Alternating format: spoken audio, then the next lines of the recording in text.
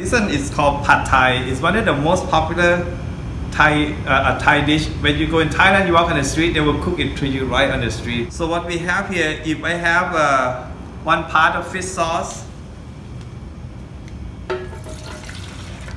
I use about 80% of the vinegar. You can use white vinegar, rice wine vinegar, just give them acidity, and 80% also of sugar. And then this one is tamarind. Tamarind is a paste, but then this one they add a little bit of water to make like almost like a. So it have the similar flavor as a vinegar, but have a hint of sweetness. So in Thailand, when you pour, this is what you use instead of lemon or lime. So we're gonna add a little bit of that in there. If you don't have it, not too concerned. It doesn't make big difference. I think vinegar is most important. But if I don't put that in there, Thai people are gonna say that's not Pad Thai. So I have to make it traditional. Then I'm gonna add a little bit of chili flake. Just give them the heat. This is a paprika. Paprika give them the color. So I like. Sometimes I go to the Thai restaurant and I know that they put ketchup for the color, and it just doesn't come out the same way. And then, so this is the dressing for the noodle. Then for the Pad Thai, now you can do vegetarian, you can do shrimp, you can do pretty much anything you like to do. So today I'm gonna put the shrimp and tofu.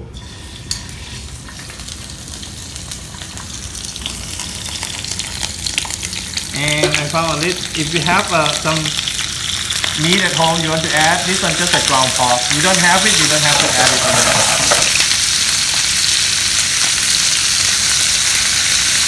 Because everything in here is cooked very easy. And this one is the Thai rice noodle. Now when you go to the store, you're gonna see different size. You have a little bit smaller, a little bit thicker. You can use any size you want. I just want to make sure the sugar is all incorporated well. We're gonna add a little bit of that in there. Just about 2 ounces.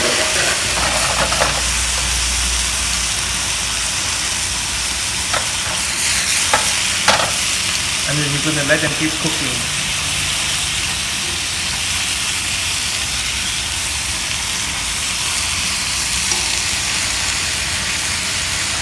Now, if the color of your noodle, if you like a little bit stronger, you can add a little bit more paprika.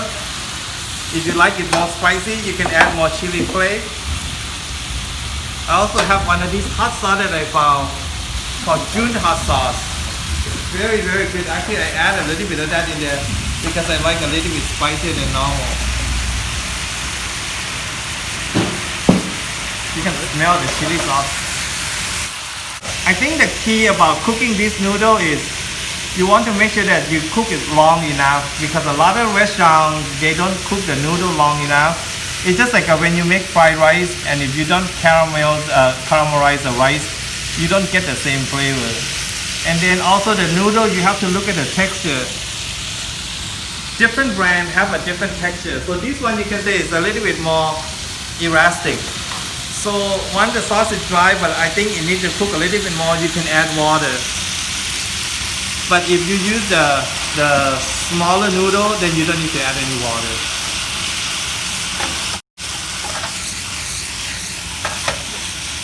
Now we're just gonna keep cooking until the liquid evaporates. Then in Thailand, when they serve this, they serve with a little bit of fresh chai and also raw green onion, which we're going to put that into the dish also.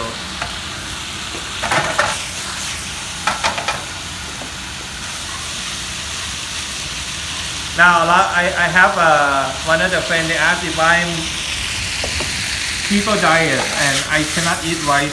So if you want to use this one for keto, you can use the shredded cabbage or the zucchini that we did in the last episode. But if that's a situation, you want to reduce your sauces, because vegetables cook so much easier than the noodles. So we're going to put egg in there and then just fold it over. We add a little bit of bean sprout in there. a little bit of chai. Then we're gonna top with the toasted peanut.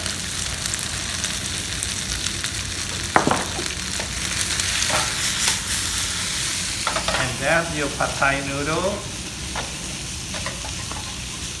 So you can find the street, you can find that anywhere in Thailand, or actually any Thai restaurant you go, they should be able to make and offer you this also.